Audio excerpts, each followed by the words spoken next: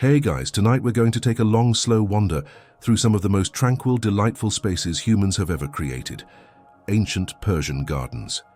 You might not think about gardens much beyond watering your houseplants or scrolling past videos of topiary cats. But these spaces shape the very parks and green spaces we love today.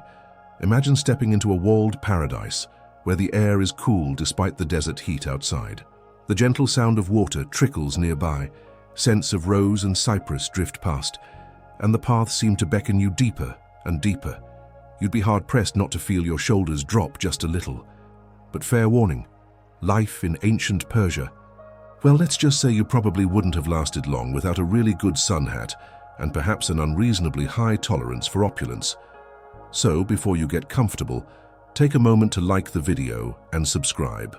But only if you genuinely enjoy what I do here.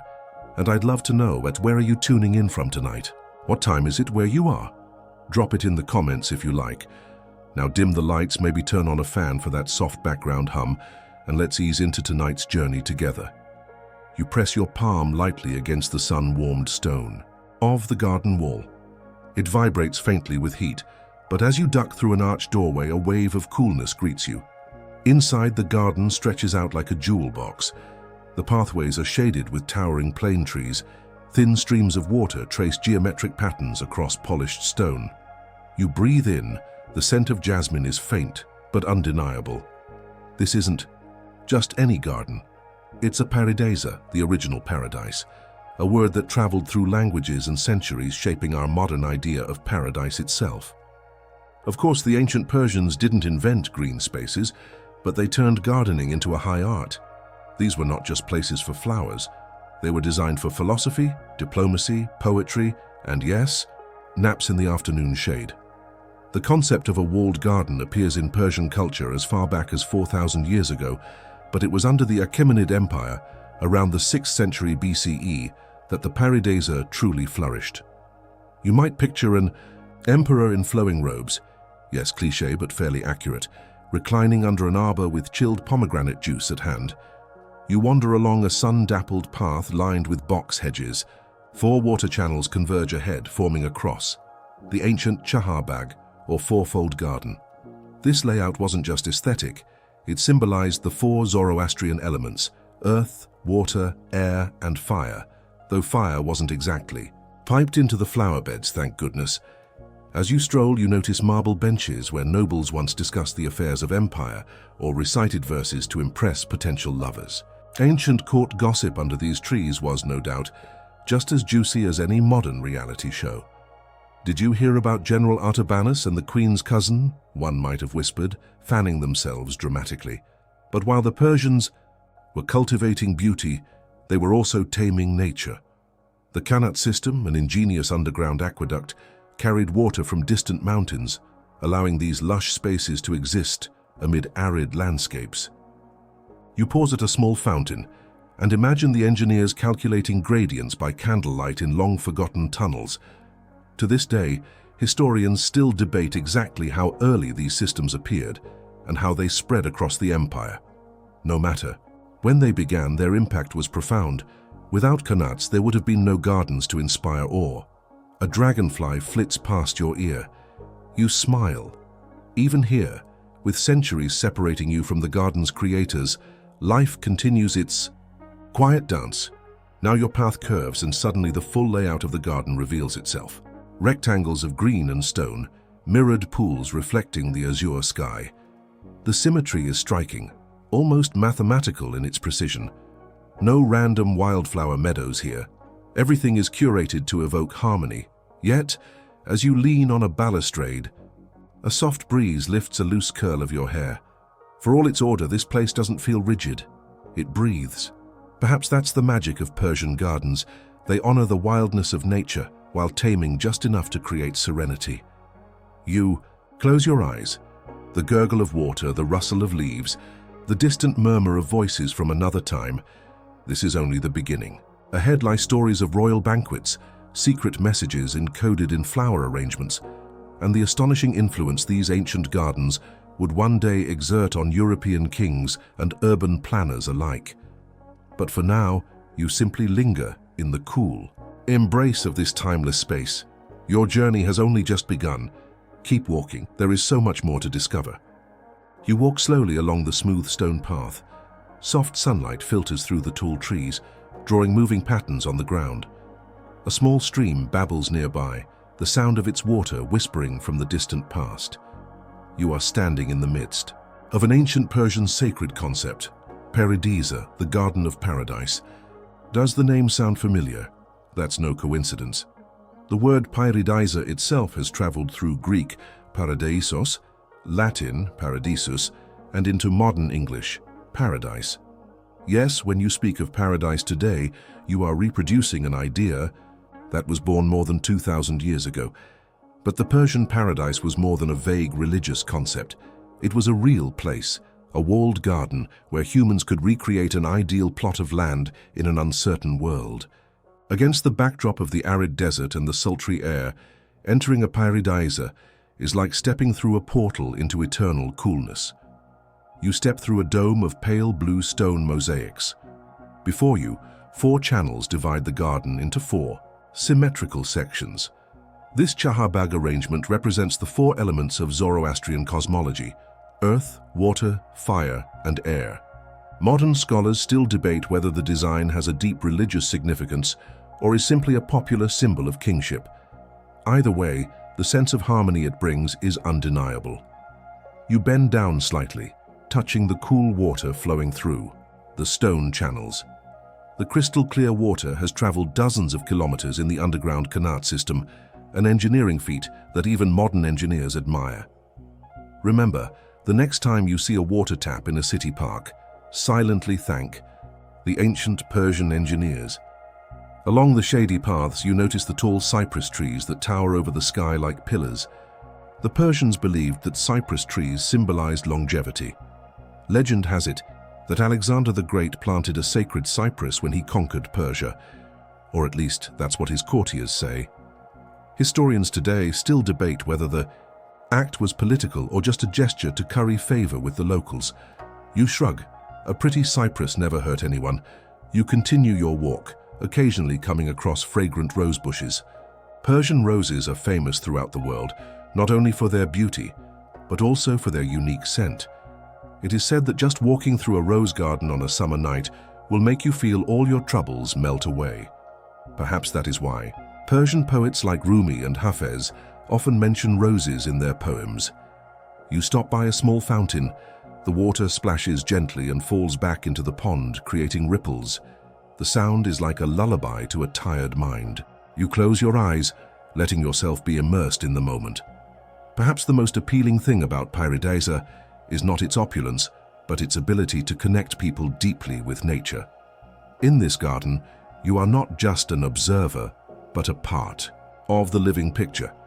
Every breeze, every falling leaf, every chirping bird is a reminder of the endless cycle of life.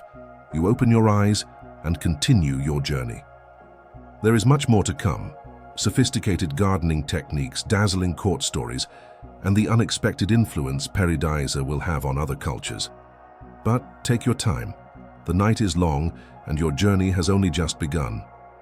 You continue to walk slowly along the stone path, where the slanting shadows of the trees create a pattern of light and dark underfoot. The gentle trickle of water echoes nearby, and this time you stop and bend down to take a closer look.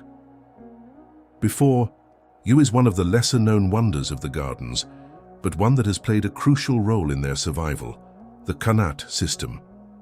It is an intricate network of underground channels that carry water from deep underground aquifers or distant mountain ranges to the arid plains. It is the Qanat that has allowed these cool desert gardens to survive for thousands of years. Imagine the Qanat drillers crouching in the cold darkness of the clay tunnels, with only a weak oil lamp to light them. Digging Qanat requires extraordinary skill and courage. A single mistake could cause the tunnel to collapse. Historians still debate the exact era in which this technique originated. Some say it dates back to the Achaemenid Empire, while others believe it is even older, possibly even Elamite. You hear the sound of water flowing through carefully carved stone channels, accompanied by the rustling of leaves. The sound has its own rhythm, a subtle soundtrack to your evening stroll. You turn into a shady alleyway where narrow channels weave between beds of plants. Here, the sophistication of the Persian garden designer is most evident, not just the delivery of water, but the manipulation of it to create sensory experiences for the viewer. Small fountains, gurgling channels, pools reflecting the night sky, all are carefully placed to stimulate both the eyes and the ears. You hear the steady flow of water. The sound is magically calming. Modern research shows that natural sounds like running water can reduce stress and aid sleep, something the Persians probably knew long ago without the need for tape recorders or phone apps. You approach a large pond in the center of the garden. The surface of the water is as smooth as a mirror, reflecting the starry night sky. You see your reflection blending into the shadows of the cypress trees and the sky, an almost surreal moment. Ancient Persian poets compared the water in the garden to a window to the cosmos. In a still pool, falling stars do not disturb. The mirror, an old poem still recited today. You gently drop a rose petal into the water. It slowly swirls, drifting out to the center of the pool. You realize that in this place, even the smallest actions can become rituals, a way to connect with simple but profound beauty. As you stand up, you notice another interesting detail. The wind currents in the garden seem to be subtly guided. Persian garden architects were skilled at creating wind corridors by arranging walls, archways, and plants so that cool air could flow through every corner. You walk slowly down one of these corridors, feeling the cool breeze on your skin. With a small smile, you think about this. Centuries before humans invented air conditioning, the Persians knew how to use nature to cool their living spaces.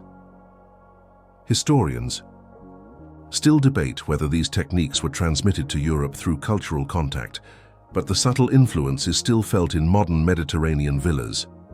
You leave the wind corridor, continuing to glide lightly through the stone walkways.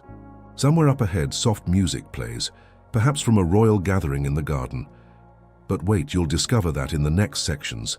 The night is still long. Take your time. Each step, each sound of trickling water, each whiff of floral scent will lead you deeper into this peaceful world. You move along the shaded path, the soft rustle of leaves above your head blending with the ever-present murmur of water. The coolness of the garden wraps around you like a familiar blanket. Every turn seems to offer a new delight for the senses. Now, you notice something intriguing, the geometry of it all. The paths, the pools, the plantings, everything here follows an elegant, symmetrical order. The ancient Persian garden wasn't designed haphazardly. It was a carefully crafted expression of cosmic balance. You pause at a wide stone terrace. From here, the entire garden unfolds before your eyes in perfect symmetry. The Chaharbagh, the four-part garden, stretches out in equal quadrants, each bisected by channels of flowing water. These channels not only nourished the plants, but also represented spiritual ideas, earth, water, air, and fire, woven into the very fabric of the garden.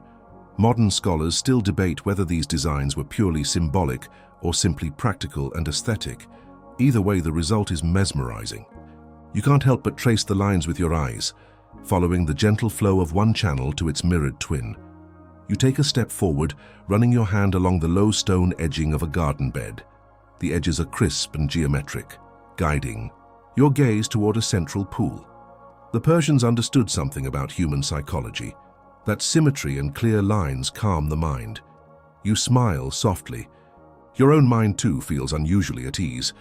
Above, the canopy of plane trees filters sunlight into a soft, dappled glow. You catch sight of a pair of doves flitting between the branches. For all its order, the garden is still very much alive. A reminder that perfection and wildness can coexist. You venture toward a colonnaded walkway.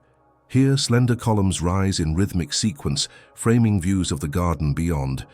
The repetition is almost hypnotic. Walking through this arcade, you find yourself naturally slowing your pace, your breathing deepening. There's humor in this, you think. Today's urban planners might obsess over biophilic design and restorative environments. But here you are, thousands of years in the past, standing in a masterclass of exactly that. The Persians knew all along what modern psychology is just beginning to quantify. You continue your stroll, arriving at a small pavilion in the center of the garden. Its open archways offer views in all directions, reinforcing the sense of balance. You take a seat on the cool stone ledge. From here you can appreciate the garden's layered structure, geometric paths, rectangular beds, axial water channels, and vertical elements provided by trees and columns. It's no coincidence that these elements would inspire garden designers far beyond Persia. When Alexander the Great's armies encountered Persian gardens, they were stunned. Greek and later Roman gardens would borrow heavily from this template, as would countless others across Europe and the Islamic world. Yet here, within these ancient walls, the original vision remains. A cultivated paradise that soothes the senses and elevates the spirit. You run your fingers over the carved patterns on the stone beside you. The motifs echo the garden's geometry: stars, interlocking vines, arabesques, repeating the theme of harmony. As the sun dips lower, the light shifts, casting long shadows across the symmetrical paths. You rise, feeling the rhythm of the space under your feet. Even your steps seem to fall in time with the garden's measured design. Some historians still argue whether Persian gardens were primarily expressions of royal power or spiritual sanctuaries. The truth, perhaps, lies somewhere between. But for you in this moment, the garden is simply what it was always meant to be: a place of refuge, balance, and quiet joy. You move onward, the sound of your footsteps mingling with the gentle splash of water. The garden beckons you deeper. More wonders await: the perfumes of rare plants, the echoes of poetry, the soft laughter of long-forgotten revelers. But no rush. You have all the time in the world. The night is still young, and your journey through this ancient paradise continues, one tranquil step at a time. Your steps bring you now to a broad avenue shaded by towering cypress trees. Their dark, slender forms reach skyward, framing the path ahead. The air here is noticeably cooler. You pause for a moment, tilting your head to listen. Distant notes of music drift through the garden. You follow the sound. As you round a corner, a grand courtyard opens before you. This is no ordinary garden stroll. Tonight, you've wandered into the heart of royal entertainment. A feast held in the garden itself. Lanterns sway gently in the breeze, casting a soft golden glow on silken cushions arranged around low tables. You find a quiet spot under an arched alcove, perfectly placed to observe the scene.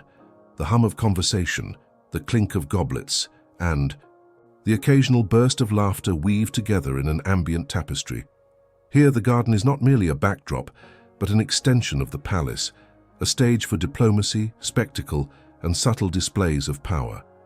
You glance toward a central platform where musicians pluck delicate notes from a santur, a hammered dulcimer. The shimmering sound mingles with the babble of fountains nearby. You wonder if the acoustics were a happy accident or the product of intentional design. Scholars still debate just how deliberate Persian architects were about the sonic properties of these spaces. As a soft breeze rustles the silk banners overhead, a procession arrives, servants carrying trays laden with dates, pistachios, and crystal carafes of rosewater and wine. The scents mingle in the air, sweet, floral, and faintly earthy. You inhale deeply. Even without joining the banquet, the sensory feast is irresistible. You watch as the royal host, perhaps a king, perhaps a powerful noble, raises a goblet in greeting. His guests respond in kind.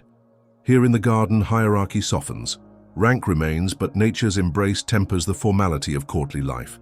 You can't help but smile.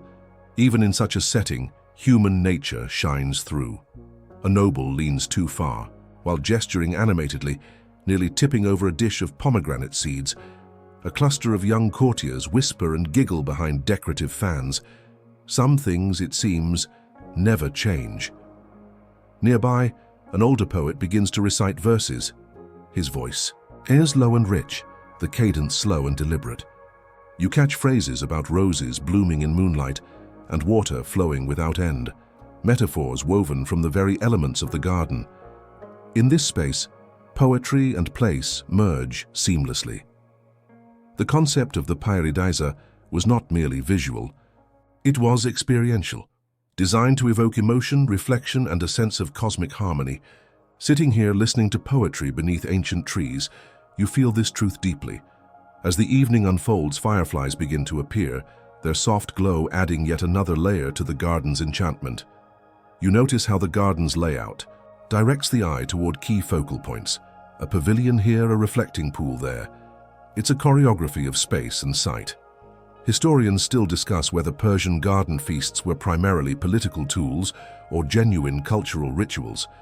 Likely they served both purposes. Tonight, though, you sense that for many present, the garden offers something simpler, a rare moment of peace in a tumultuous world. You lean back against the cool stone of your alcove, letting your gaze drift upward. Above, stars emerge one by one, mirrored faintly in the garden's pools. The music continues softer now, as though attuned to the deepening night. For a time, you lose yourself in the timeless rhythm of this space. Water flowing, leaves whispering, voices blending with the night. The garden, in its quiet grandeur, cradles you within its ancient embrace. But the night is not yet over. Ahead, fragrant pathways and secret corners beckon. The story of these gardens stretches far beyond the walls of Persia, carried on the winds of history. For now, though, you rise slowly, savoring the lingering notes of the evening's feast. One more step forward. There is much yet to discover, and in this garden of endless wonders, your journey continues. You move deeper into the garden now, the festive sounds of the banquet fading behind you. The path narrows, drawing you toward a more intimate space. Here the air grows heavier with scent, not cloying, but layered, like a complex melody played on the breeze. You slow your steps, allowing your senses to guide you. The source becomes clear as you enter a secluded courtyard. This is no ordinary flower bed. It is a living apothecary, a collection of the rarest and most fragrant plants gathered from across the known world. You pause beside a row of damask roses. Their deep, velvety petals seem almost to glow in the twilight. You lean closer, breathing in their scent, rich and intoxicating.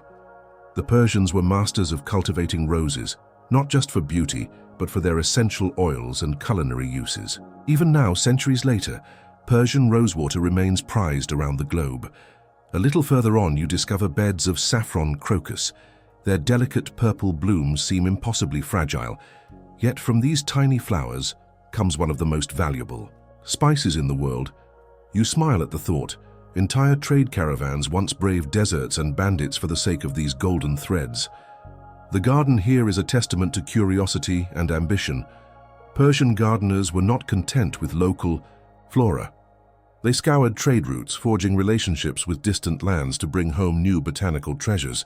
Jasmine from India, citrus from China, tulips from Central Asia. Each plant a story of exploration and exchange. As you move between the beds, the air shifts with every step. Now, a hint of mint. Now the sharp green of basil. Now the subtle warmth of cinnamon bark. The effect is almost hypnotic. You imagine the ancient gardeners experimenting with plant pairings, much like modern perfumers crafting a scent. Overhead, vines of honeysuckle drape from wooden trellises. You brush your fingers lightly against the leaves. The texture is soft, the fragrance faintly sweet. In this part of the garden, plants were selected not just for visual appeal, but for their ability to engage every sense. And here's an amusing thought. While you might associate botany with modern greenhouses and white lab coats, Persian garden designers were every bit as scientific in their own way, experimenting, observing, perfecting. They were part botanist, part artist, part perfumer. Makes your latest attempt at keeping a basil plant alive on the windowsill seem rather quaint, doesn't it? You pause beside a small fountain ringed with flowering herbs. The cool mist rising from its surface enhances the mingled aromas. For ancient visitors, such sensory delights were more than mere indulgence. They were thought to balance the humors, to restore harmony to mind and body. Scholars today still debate the extent to which Persian gardens were consciously designed with medicinal intent. Some argue that the inclusion of healing plants was deliberate. Others believe it was a fortunate byproduct of aesthetic choices. You decide it hardly matters. The result is the same. a space that soothes and revitalizes. You close your eyes for a moment, letting the scents and sounds wash over you. Somewhere nearby, a nightingale begins to sing. The clear liquid notes blend with the murmuring water, creating a soundscape as rich as the garden's perfumes. When you open your eyes, the stars are brighter now, their reflections dancing in the pools. The garden seems to breathe with the rhythm of the night. You rise slowly, reluctant to leave this fragrant haven but eager to see what lies ahead. As you step back onto the path, a final breath of rose, mint and jasmine lingers in the air behind you. The garden is alive, its stories carried on every breeze. Ahead, the path winds toward another secret, the world of poetry where the beauty of these gardens lives on in verse. But that is a tale for the next turn in your journey. The path ahead narrows once again, drawing you into a shaded corridor lined with ancient plane trees. Their broad leaves rustle softly overhead, each whisper seeming to invite you forward. You follow, your steps measured, your breath deepening with the cool air. Soon the corridor opens into a small courtyard. A low platform occupies its center, surrounded by scattered cushions and brass lanterns. This is not a place for feasting or displays of wealth. It is a sanctuary for words. Here beneath the open sky, poets once gathered to weave language as skillfully as gardeners wove nature. You take a seat on a cushion near the edge, your fingers trailing absently across the embroidered fabric. The atmosphere is hushed, reverent, yet intimate. The faintest scents of rosewater and sandalwood drift through the air. A lone figure steps onto the platform, an elder with a voice like aged silk. He begins to recite, and though you may not understand every word, the cadence and emotion are unmistakable. Persian poetry was born of gardens like these, and in turn it helped shape them. Lines of verse celebrate the rose, the flowing stream, the cypress standing tall against the sky. You realize that the garden is both muse and metaphor, a place where fleeting beauty mirrors life itself. The rose blooms, the rose fades. So too do we, the poet seems to say. You smile softly. Even today you can sense the truth in those words. And here's a delightful irony. Many of the poems most associated with Persian gardens were composed by poets who often poked gentle fun at the lofty ambitions of kings and scholars alike. Garden gatherings were spaces where wit and humility were prized as highly as eloquence. You glance around at the imagined audience. A noble might sit shoulder to shoulder with a merchant, a scholar with an artisan. In this space, words level the playing field. The garden, with its ordered beauty and natural rhythms, provides the perfect backdrop for reflection and communion. The poet's voice rises and falls, carrying you with it. One stanza speaks of stars mirrored in a pool, another of the lover's sigh beneath a flowering tree.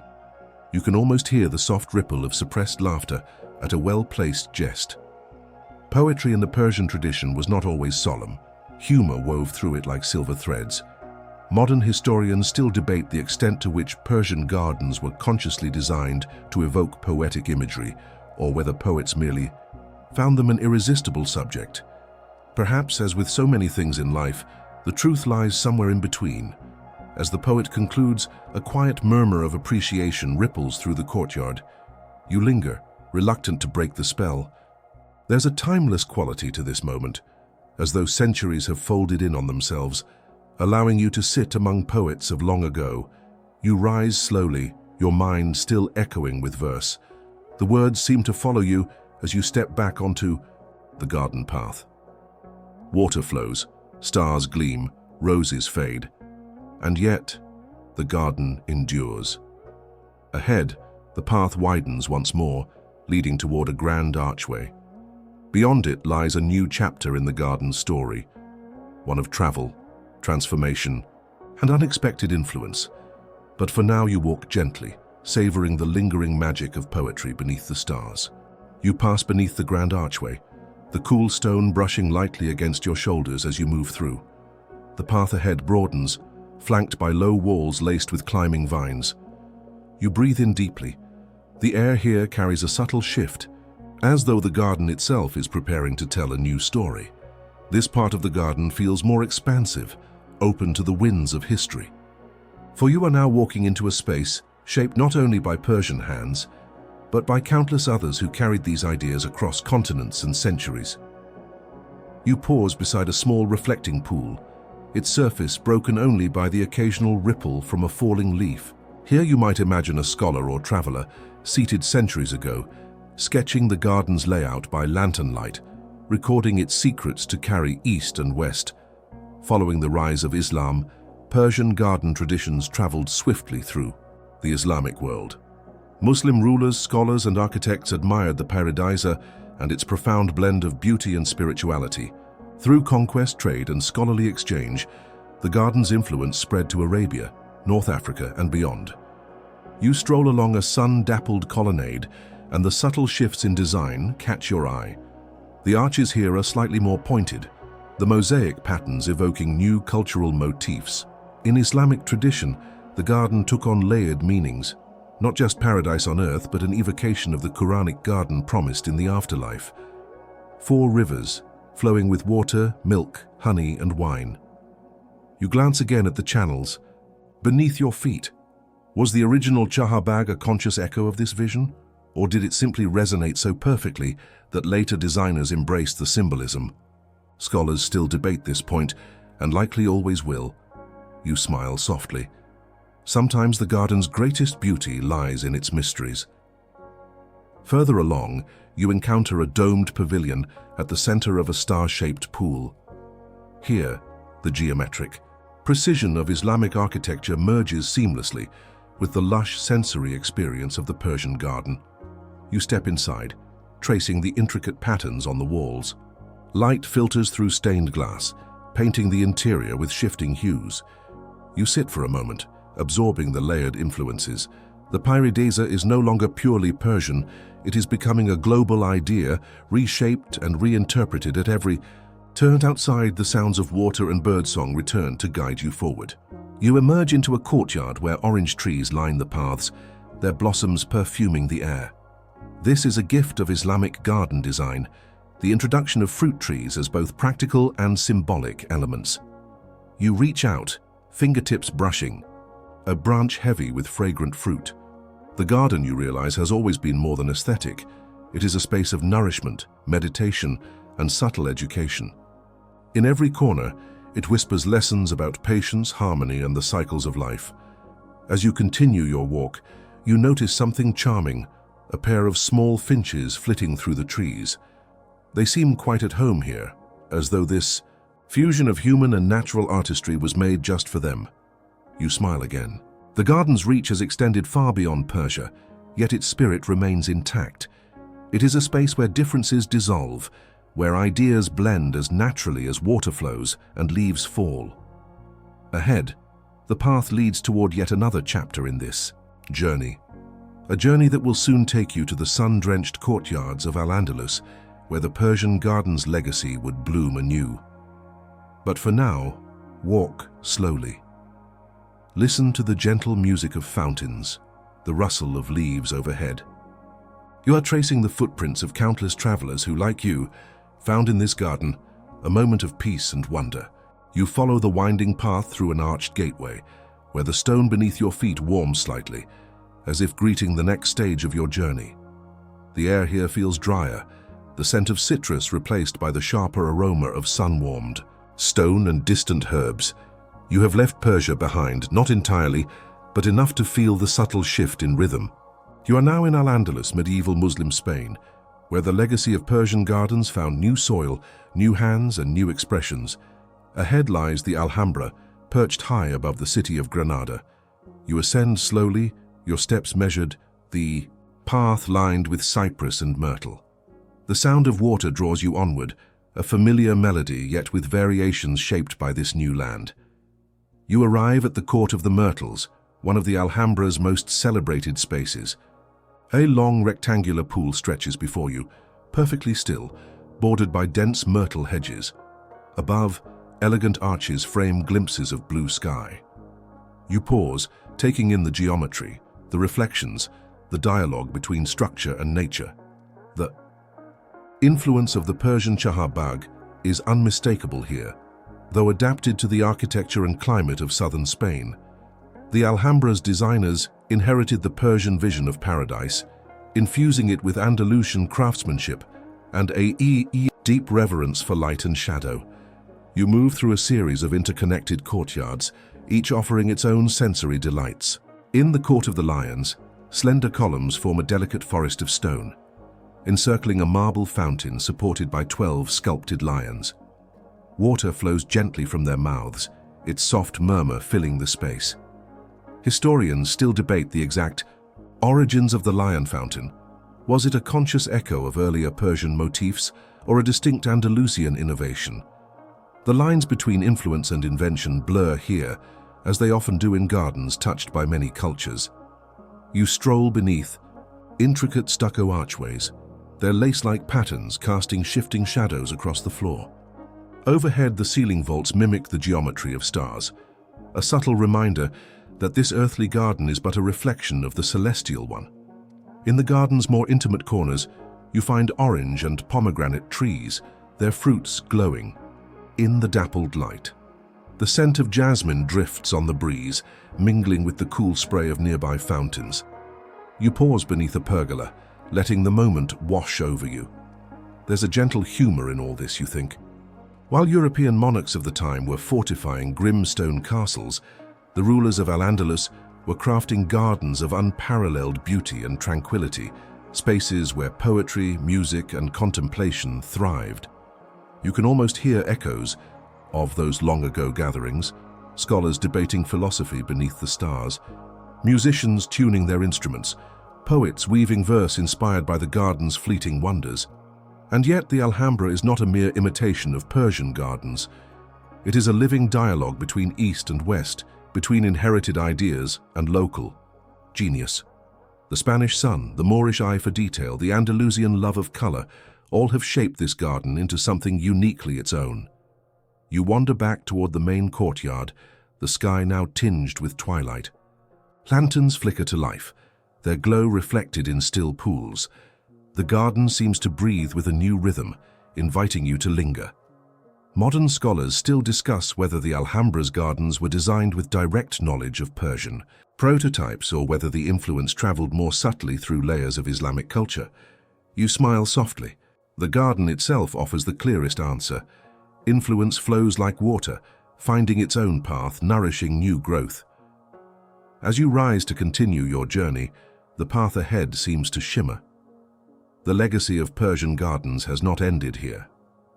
Across the Mediterranean, it will take root again, in the terraced hills of Italy, in the grand estates of France. But that is a story for the next turn in your path. For now, breathe deeply, feel the stone beneath your feet, listen to the timeless song of water and leaves. The night is far from over, and this garden, like all great stories, has more to reveal. You walk onward through the night, each step soft against the ancient stones.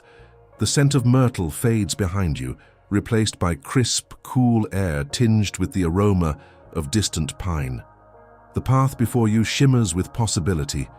You are leaving the Iberian Peninsula behind, carried now by the currents of history into the heart of the Italian Renaissance.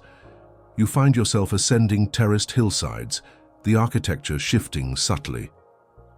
Red-tiled roofs peek through groves of cypress and olive. The landscape is no longer arid but lush, a gentle, cultivated abundance. You are entering the world of the Italian Renaissance garden, where the legacy of the Persian paradisa would find new life. Ahead lies a grand villa, its stone facade softened by ivy. The garden surrounding it is no wild tangle, but a carefully orchestrated composition. Geometry once again reigning, though shaped now by the aesthetics of a new age. You descend marble steps into a sunken garden. Water flows through narrow channels, cascading from tier to tier. Fountains sparkle in the moonlight, their spray catching silver arcs in the air. You smile. The influence of Persian water features is unmistakable, yet here they serve not only to cool and soothe, but to dazzle and impress. At the heart of the garden stands a grand giardino segreto, a secret garden enclosed within high hedges. You slip through an opening, finding yourself in an intimate green room, its paths laid out in symmetrical patterns. Orange trees in terracotta pots lend their fragrance to the air. Historians still debate how directly the Italian garden owed its form to Persian prototypes. Some argue for a continuous thread of influence, others for a more diffuse inspiration carried along trade routes and through Moorish Spain. What is certain is this: the Renaissance ideal of the garden, as a space for contemplation and harmony, owes much to the ancient Persian vision. You stroll along a shaded allée, where tall cypresses rise like sentinels. The Italians embrace the verticality of garden design, a clear echo of the Persian love for columnar trees. Here, as in the Pairidaesa, the garden becomes a microcosm of the world, ordered, balanced, a place where human and nature meet as equals. Laughter drifts from a nearby loggia. You turn to see a small gathering of artists and philosophers, their voices animated beneath frescoed arches. The Renaissance garden was a space for intellectual exchange, as much as for aesthetic pleasure, a living classroom beneath the open sky. You smile at the thought. Today's universities might boast sleek lecture halls, but here wisdom was sought amidst roses and fountains. You imagine a student nervously reciting lines of Virgil beneath a laurel tree, or a painter sketching the play of light on a marble urn, and amid all this, the spirit of the Pairidaesa endures. The garden remains a dialogue between control and surrender, between geometry and the wild pulse of life. You pause by a reflecting pool, its surface rippling gently. Stars gleam above, mirrored below, the same celestial dance you glimpsed in Persia and Al-Andalus. One amusing thought crosses your mind. How many Renaissance patrons, in their quest to outshine their rivals with grander and grander gardens, unknowingly followed principles first laid down by ancient Persian kings? The more things change, the more they stay the same. You move on, passing statuary half-veiled in moonlight, their stone faces serene. Water trickles nearby, its song unchanged. Across centuries, you sense that the garden itself remembers, that beneath the layers of Italian flourish, the old patterns still hum. Ahead, the path climbs once more, leading toward the heart of European absolutism. The Persian garden's journey is far from over. Soon it will find new expression on a scale grander than ever imagined, in the vast, glittering courts of France. But for now, linger a moment. Breathe in the mingled scents of citrus and stone. Listen to the quiet conversation of water and wind. You are walking a path laid down by dreamers and builders across time, and the night is still young. You ascend the stone path once more, the steps worn smooth by centuries of footsteps. Artists, kings, and perhaps the occasional daydreamer, much like yourself. The air shifts again, cooler now, touched by a faint undercurrent of formality. You are crossing another threshold in the garden's long, meandering story. Ahead lies France, not the gentle hills of Provence or the rustic charm of the Loire, but the gleaming, ordered heart of absolutist power, Versailles. You pause at the entrance to the garden's gaze sweeping outward. Grand is an understatement. Before you stretches a landscape sculpted to astonish, to humble, to declare in every clipped hedge and glittering fountain the might of a king. Yet beneath the spectacle, beneath the miles of parterre and allée, you sense familiar echoes. The Persian garden, though filtered through layers of European ambition and ego, still whispers here. You step forward. Gravel crunches softly underfoot. The geometric precision of the Persian Chahar Bagh lives on in the starburst patterns of Versailles' parterres. Water flows in carefully controlled channels and cascades, drawing the eye along grand axes designed to stretch the very perception of space. You can almost hear Louis XIV murmuring to his architects, wider, grander, more. The Sun King understood that in controlling nature, one controlled narrative, and Versailles is nothing if not narrative writ large. Historians still debate just how consciously French designers borrowed from Persian and Islamic prototypes. Some point to the transmission of garden ideas via the Italian Renaissance. Others argue for a more direct fascination with the gardens of the East. Regardless, the lineage is there, beneath the gilding and grandeur. You stroll beneath towering yew hedges, their clipped forms casting intricate shadows. Versailles designers embraced the verticality seen in Persian gardens, though here it serves to create corridors of power rather than intimacy.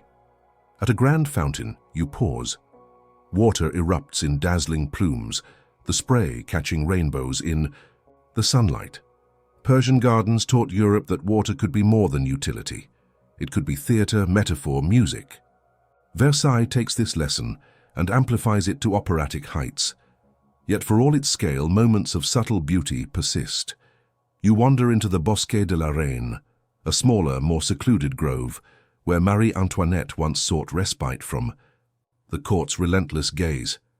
Here, beneath trellised vines and trickling fountains, the spirit of the original paradisa flickers through the formality. You smile at the contrast. The garden that once symbolized spiritual harmony now serves as a stage for royal pageantry. Yet its power to soothe, to inspire reflection, remains undimmed. There's a touch of irony, too. The very geometry meant to assert control often invites contemplation of the uncontrollable. Time, mortality, the changing of seasons. One wonders how many courtiers, strolling these paths in stiff brocade, found their thoughts drifting toward more philosophical matters. You move onward, past marble statues and carefully aligned vistas. The Grand Canal gleams in the distance, an artificial river mirroring the heavens. Here again, the Persian vision of earth and sky united in the garden persists, transformed by European hands. As twilight deepens, Versailles takes on a new character. The crowds thin. The hush of evening settles over clipped hedges and silent fountains. You walk alone now, accompanied only by the soft crunch of gravel and the whisper of wind through topiary. Scholars still debate whether Versailles represents the pinnacle of the Persian garden's European journey or a departure from its true essence. You suspect the answer, as always, lies somewhere in between. Ahead, the path grows softer, more meandering. The next chapter in the garden story will eschew grandiosity for something more organic, more attuned to nature's rhythms. But for now, breathe in the cool night air. Let the ordered beauty of Versailles linger in your senses. You are walking through layers of history, through dreams shaped in stone and water, and the night stretches on. You follow the path as it winds gently away from the grandeur of Versailles, the clipped hedges and sparkling fountains fading behind you. The air grows softer, the night deeper. Ahead lies a new chapter, one where the lines blur, where gardens no longer seek to dominate nature, but to converse with it. You are entering the realm of the English landscape garden. You smile as the path unfolds. Gone are the strict geometries and commanding vistas. In their place, rolling lawns, winding streams, groves that seem untouched, though every element is artfully placed. The spirit of the Persian garden persists here, transformed once more. You stroll beneath ancient oaks, their gnarled branches stretching skyward. A gentle mist clings to the grass, the earth rich with the scent of life. The English garden celebrates the organic, the seemingly wild, yet beneath the surface lies careful orchestration. You pause by a meandering stream. Its course appears natural, yet was likely shaped by unseen hands. Persian garden designers knew well the power of water to soothe the soul. The English embraced this lesson, letting streams wander where once they were channeled in rigid lines. Nearby, a small stone bridge arches gracefully across the water. You cross it slowly, each step deliberate. The view shifts with every pace, a conscious design choice meant to create a series of living paintings for the wandering eye. Historians still debate how directly the English landscape garden drew from Persian principles. Some cite the transmission of ideas through Renaissance and Islamic gardens. Others argue for a more intuitive convergence. Yet the parallels are striking. The reverence for water, the dialogue between human craft and natural beauty, the creation of spaces that invite reflection. You move onward through a glade where wildflowers dance in the breeze, the air hums with life, bees, birds, the rustle of unseen creatures. The English garden, like its Persian ancestor, seeks not to exclude nature but to embrace it. You chuckle softly. Here, even the imperfections are part of the design. A fallen branch, a patch of moss, a ripple in the stream, all contribute to the garden's living tapestry. One imagines a Georgian-era gardener winking at a worried noble. "Yes, my lord, we planned it exactly so." Ahead you spot a folly, a small whimsical structure, perhaps a ruined tower or a classical temple. These playful elements nod to the garden's role as a space of imagination as well as beauty. In this too, the Persian influence lingers. The garden as a stage for stories, a canvas for dreams. You sit beneath a willow, its trailing branches swaying like a curtain. The water's song is soft here, almost a whisper. You close your eyes, breathing in the garden's quiet rhythms. It is said that the English landscape garden arose in part as a reaction against the formality of Versailles, yet in seeking a more natural style, its designers unknowingly echoed the ancient wisdom of Paradise, that a garden should be a refuge, a place where earth and sky, water and life meet in harmony. Modern scholars still debate whether this was conscious homage or serendipitous rediscovery. You smile, does it matter? The garden speaks for itself, its lessons carried on the wind and the stream. As the night deepens, the garden seems to breathe with you. You rise, steps light on dew-damp grass. The path ahead leads toward the modern world, cities, parks, spaces shaped by the same timeless longing for green amidst the grey. But for now, linger a moment longer beneath the willow. Listen to the hush of leaves, the soft trickle of water. You are part of a conversation begun thousands of years ago, one that continues with every step you take, and the night is still young. You rise from beneath the willow, brushing dew from your fingers, and follow the path as it gently ascends. The garden behind you fades into the mist of memory, but its essence lingers, a soft pulse of green and water beneath the surface of your thoughts. Ahead, the landscape shifts once more. The stone path gives way to asphalt, ancient hedges to wrought iron fences. You are entering the modern city, yet the spirit of the Persian garden walks with you still. You step through the gates of a public park, the lamplight flickering gently. Overhead, it is late, the crowd's long gone, but the space hums with quiet life. Here in the heart of the city, amid the glass and concrete, a patch of paradise endures. You stroll along curving paths bordered by lush plantings. The symmetry of Versailles is absent, the wild charm of the English garden softened. Yet the core principles remain: water, greenery, space for the soul to breathe. You pause beside a broad reflecting pool. City lights shimmer on its surface, fractured into 1,000 points of gentle light. The pool's design traces its lineage through centuries, from English streams to French fountains to Persian channels. They single thread, woven through time. Nearby, a fountain murmurs softly, its spray catching the cool night air. You smile. Urban planners may speak of placemaking and green infrastructure, but at its heart, this is Paradise reborn, a space where water, earth, and life converge to offer refuge from the city's relentless pace. You move along the path, passing beds of native flowers interplanted with exotic specimens. The modern garden honors both the local and the global, much like its ancient predecessors. You imagine a gardener, clipboard in hand, tending these beds with the same quiet devotion as those who once served kings in distant lands. Historians still debate how consciously modern parks draw from the Persian tradition. Some cite direct influences through European landscape design, others see it as a universal human impulse. You lean toward the latter, for what is a garden if not a timeless longing for harmony? You chuckle softly. Perhaps the ancient Persian kings would be surprised to see their vision echoed in municipal parks and community gardens. Then again, perhaps they would smile, recognizing the same thirst for beauty, for respite, that led them to build Paradise in the first place. You stroll past a playground, now empty, its bright forms softened in the moonlight. Beyond it, a stand of trees shelters benches where a few late wanderers sit, lost in thought or gentle conversation. The garden remains a gathering place, a space of shared humanity. You pause at a small bridge, its iron railings cool beneath your fingers. The stream below meanders through carefully sculpted banks, its song as old as any channeled rill in a Persian court. You breathe deeply, feeling the weight of the city ease from your shoulders.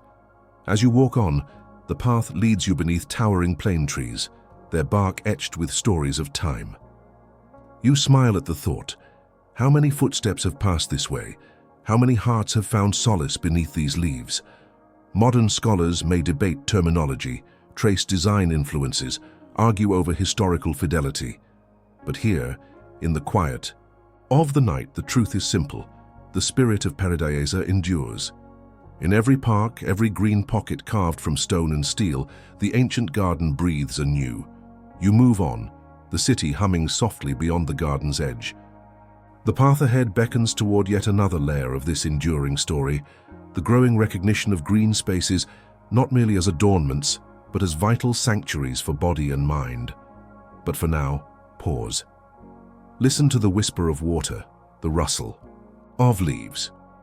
You are walking through history's living garden, and the night still unfolds before you. You leave the bridge behind, footsteps soft against the winding path, and find yourself drawn deeper into the quiet heart of the park. Here the noise of the city seems to fade entirely, replaced by the subtle rhythms of water, wind, and leaves. The path bends toward a small glade, where benches are scattered beneath broad canopied trees. A few late-night visitors linger, a reader lost in a book, a couple sharing whispered conversation, a solitary figure gazing into the branches above. You pause, taking in the scene. This is no mere decorative space. It is sanctuary. You settle, down to a bench, cool wood beneath your palms. Around you the garden breathes, and so do you. The Persian vision of the garden as a space of restoration finds new meaning here, embraced by modern understanding of mental and physical well-being. Urban planners and health researchers increasingly recognize what ancient gardeners instinctively knew. Green spaces heal. Exposure to nature reduces stress, enhances mood, even supports better sleep. The garden calms the body so the mind can drift, the spirit can rest. You smile, imagining a conversation between a modern neuroscientist and a long-ago Persian gardener. The language might differ, but the insight would be the same. Humans need nature's touch to thrive. Nearby, a small plaque catches your eye. It speaks of the park's history, its design inspired by both local tradition and global garden ideals. The words oasis and refuge and harmony echo across time, bridging cultures, linking past and present. Historians still debate the degree to which modern parks consciously channel Persian principles. You suspect the truth is subtler. The human longing for such spaces runs deep, surfacing again and again in different forms, like water finding its way to light. You rise, moving once more along the path. Now you notice details you might have missed earlier. The gentle curve of a walkway guiding your gaze, the way tree canopies frame the sky, the placement of benches inviting pause. These are not accidents. They are echoes of ancient wisdom. At a small water garden you stop. Lily pads float beneath the surface, their reflections mingling with stars. The air hums softly, as though the garden itself whispers, "Rest, reflect, be still." You sit by the water's edge, letting your breath slow, your gaze soften. The line between the garden and your inner world begins to blur. Here, the garden offers not spectacle but solace, a gentle space where thought can drift like leaves upon the stream. You chuckle quietly. In a world of constant noise and motion, the garden's gift is simplicity, a return to being rather than doing. The Persian Paradisa sought to offer this, and its spirit lives on in every pocket of green where weary minds can breathe. You wonder how many modern park-goers sense this lineage. Few, perhaps, know the garden's full history, yet they feel its essence as you do now. The design matters, but so does the ancient universal longing it serves. The hour grows late. The garden deepens into shadow, its embrace more intimate. You stand, stretching lightly, feeling the calm seep into your bones. Ahead, the path begins to curve once more, toward a closing circle, toward the quiet recognition that the garden's story is not one of ends, but of cycles. What was planted long ago continues to grow, to evolve, to soothe. But for now, pause here a moment longer. Let the water's song and the hush of leaves lull you deeper into the garden's timeless embrace. And the night, gentle and unhurried, flows onward. You walk the last stretch of the path, your steps unhurried now, as though the garden itself is urging you to savor each remaining moment. The city beyond these trees feels impossibly distant. Here, in this quiet space, time has softened its grip. The path opens into a final clearing, a circle of grass bordered by low hedges, with a simple wooden bench beneath an old spreading tree. You sit, not from weariness, but from a gentle wish to linger. Around you, the garden hums with subtle life, mouth leaves rustling, a breeze whispering through branches, water murmuring unseen. You breathe deeply, sensing the fullness of the journey you've walked tonight. From ancient Persia to modern parks, the spirit of paradisa has flowed across centuries and continents, shaping spaces where humans and nature meet in harmony. Here beneath this tree, you feel that connection as surely as if you had walked the gardens of Cyrus the Great or wandered through the courts of Alhambra. The elements remain: earth beneath your feet, water nearby, air cool upon your skin, fire now reduced to starlight above. You smile softly, recalling the Persian poets who found in gardens both metaphor and muse. The rose blooms, the rose fades. So too do all things pass, but the longing for paradise endures. Modern historians still debate whether today's parks consciously echo the ancient garden ideal, or whether they are simply a natural response to human needs. You think again of the qanats, of Persian engineers guiding water through desert stone, of poets crafting verses beneath cypress and rose. The garden, it seems, teaches us always to balance effort and surrender, to shape what we can, and to find beauty in what we cannot. You close your eyes. The sounds of the garden blur into a soothing symphony, the sigh of wind, the soft rhythm of your own breath, the distant call of a night bird. The edges of thought grow soft, dreamlike. You realize now that the journey has not been about gardens alone. It has been about the spaces we create and seek within ourselves. Spaces where noise quiets, where the spirit can stretch and soften, where peace takes root. A smile lingers on your lips. You feel the warmth of the bench beneath you, the gentle cool of night air on your skin. The garden cradles you now, as it has cradled countless souls before. Slowly, the edges of the clearing begin to fade. The rustle of leaves grows distant, the water's song softer still. Your breath deepens, slowing with the rhythm of the earth itself. And now it is time to rest. The garden will be here when you wake. End of script. Sweet dreams.